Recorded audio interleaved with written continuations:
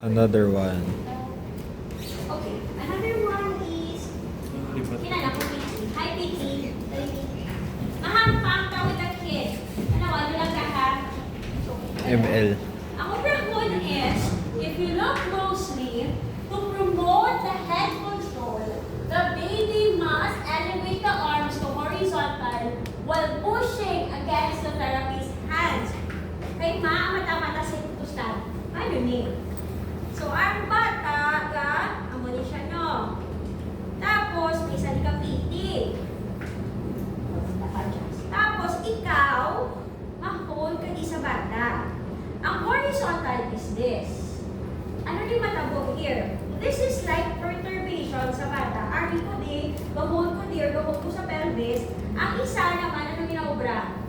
Gabutong, gapaw mo ni sa bata. Clear? Okay. Next, anong obra ko sa isa kapiti? Butong, baka tutusin mo dyan. Ako hold. Okay? Hindi na siya mabalik. Hinay mo na siya. Okay? We need to create compression here. We need to ask the patient to push like that. Tapos, ari, butong ka na bata. Mambo ng bata. Why? Buyan mo niya ang bata para pag-push mo, i-push mo ang therapist. Is that clear? So, ang matabo is, samtang po na nasa, di ba butong mo siya? Pag butong yan eh, di ka ba na siya ito kaya sa punan pool, ang pagpapun na sa bata, natin sila na is pagpuna makatuli. Again ha, I will repeat that. Para kang hindi na tuwa.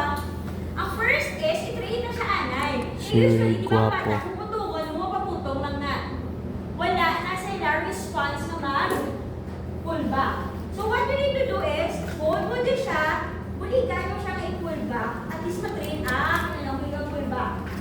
Tapos, kung ang hold mo naman niya siya, magbutungay naman lang ito. Nagbuyan ko niya eh.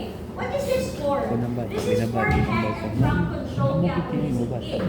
Para kakalong hindi mag-push and pull some balls after the So later, ay na ha, baby na lang mo, kung iputo mo, di siya i-gel, kaya kabalo na siya sa response, ano ang iyang mag-obrahol, automatically, mabalik na siya.